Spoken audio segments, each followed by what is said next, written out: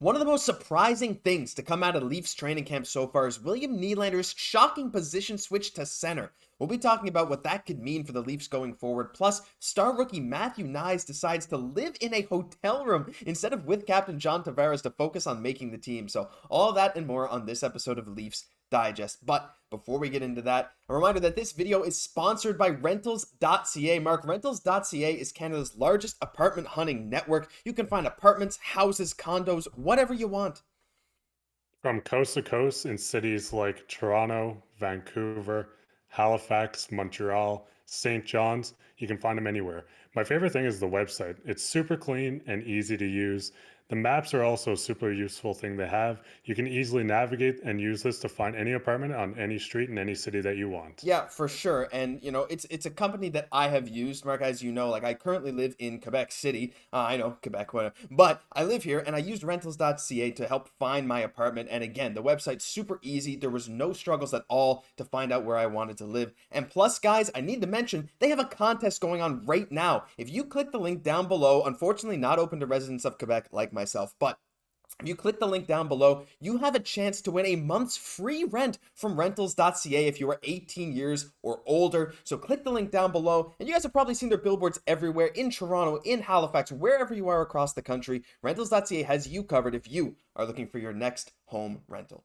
Mark, let's dive into the first topic today, and that is Matthew Knies, and he's staying in a hotel. Now, we know that last season, Matthew Knies spent a lot of time living with Captain John Tavares, and he said he might live with Tavares again if everything goes according to plan before finding his own place, but he cites his focus to make the team right now, and that's why he's living in a hotel. I mean, look, I understand that's kind of a reason to live in a hotel room, but do you think there might be another reason? Do you think maybe their preseason schedules has anything to do with this? I think it would have a big thing to do with it because when you kind of look at it, the Leafs are kind of divided between three different practice teams, which they're rolling out spontaneously through preseason.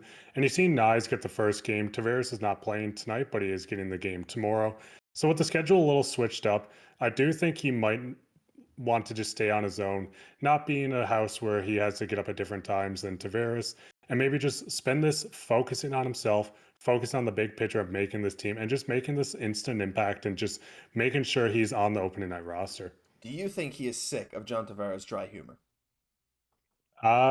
Sometimes you could think that maybe that is the case, but I think once the season starts, if he doesn't have his own spot, I am certain he is going to make this team. I mean, he looked incredible in his first game of the preseason. He looked incredible last year. I could see him moving back with Tavares. It's really nice too because you get this leadership from Tavares. He's a captain. He's been a captain for quite some time. He's a vet. And just you can learn so much from these guys just living with them, being around them more than just at the rink.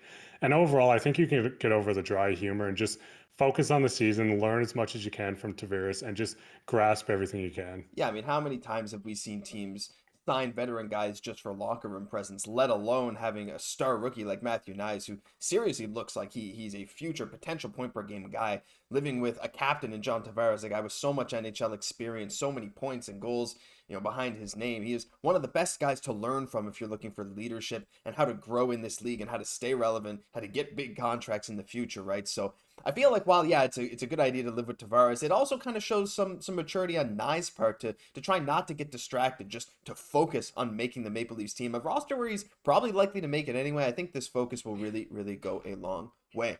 But let's dive into the other topic of today, and that's William Nylander. Now, William Nylander, this came as a bit of a surprise to a lot of people. He's switching positions at least for the preseason. Let's have a look here at this tweet from Mark Master saying the Sheldon Keefe says William Nylander will start as center at training camp. Now, Mark, I know William Nylander being a center is not that weird of a thought to a lot of Leafs fans. And if we just look at his career before, if you look from 2015-16 up until 2018-19, he spent a lot of time at center, not so much in 16-17, but you can see 650 faceoffs taken in 2018. In his rookie season, in just 22 games, he had over or almost 300 faceoffs taken, and he's solid on the dot.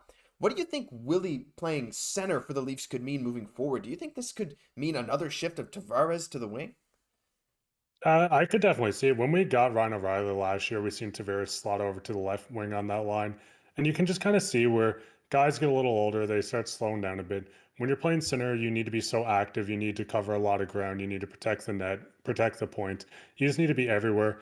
Nylander has the speed. He's played center. We've seen it before. He's looking great so far in the preseason. And I could overall see a situation where Tavares might slide to the left and you might have Nylander there.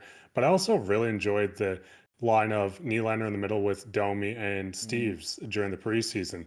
So it might be a thing where the Leafs were like, hey, we are top heavy. We have all these top guys like Matthews, Marner, Tavares, Nylander, Bertuzzi. But you could almost stretch these out. You see a lot of teams that make these deep runs. They have 3 to 4 lines of guys you can trust. You can put out in any situation and just cause havoc.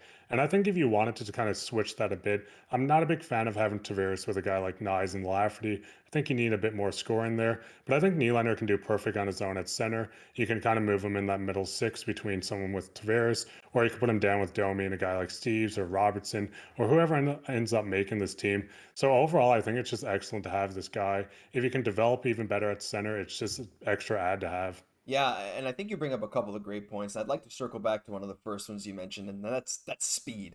I mean, it's no secret that John Tavares is getting older and his footwork is slowing down at the center position. So having that versatility from someone like Nylander, even though he's definitely not touted as a top defender in the league or anything, having that speed is still a very valuable asset at that position, something which Tavares is sort of sacrificing day by day. And again, like you said, we've seen Tavares play the wing. He's able to slide over there and do it if he needs to. But I also wanted to mention this, and I wanted to get your opinion on it, right? Just getting him reps at center. I mean, even if they don't plan to necessarily play him there a lot during the regular season, what's stopping Sheldon Keefe from, won't come playoff time to say, in a time where you need kind of a bit more depth, right? You play your top three lines almost equally, and you have Nylander playing center for long stretches in the playoffs, even if the plan is to keep him on Tavares' wing during the regular season. Do you see a world where that could maybe happen, where he gets heavy minutes with, like someone you said, like a Steves on one side, Domi on the other, or Bertuzzi or whatever come playoff time? Yeah, that's the big thing too. You can almost use this as just the testing. I mean, preseason's just a test line, see how guys play, see who fits with who. So it's a perfect time to do it. Obviously, if you're at game 80, 81, or 82, you don't want to just do this experiment to put a Nylander at center. So you get him reps there. I mean, if he looks good with Domi and you can put a guy in that wing, and Tavares is still producing with a guy like Nyes and Lafferty, I mean, there's no reason to keep them away from each other. So I think it's just perfect. You might see an injury. No one wants it to happen, but it happens. It's sports.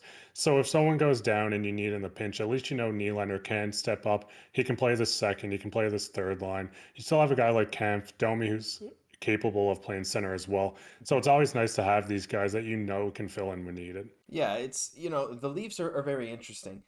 They have a lot of potential options, right? A lot of line combos. And while, you're not going to split up Matthews and Marner, you have a lot of potential new combos, like I said, with the amount of guys that they've brought in, right? You can flip around a wing here and there. And now they're also adding that option of flipping around a center here and there. What if for a little stretch of games, you have someone go down, you play Domi at center, or you play Willie at center, whatever. And I think, again, the preseason is the spot to test this. And there's going to be a lot of testing from Sheldon Keefe and the staff, I'm sure, during the regular season as well. But like you said, having that versatility, that ability to have these guys play so many different positions is what makes this Leafs lineup really, really lethal heading into the regular season and hopefully into the playoffs. So it's definitely something to watch, but a very interesting update for Leafs fans. What do you guys think about Willie playing center? Let us know in the comments down below. We'd love to hear from you. But that'll do it for this episode of Leafs Digest. If you enjoyed, leave a like, comment, subscribe to the channel. We're over 4,000 subs. Let's try and hit 5,000 very, very soon. Yeah, we love you guys' support, and we hope it continues long into the future. I've been Josh Gosse, my co-host Mark Pye.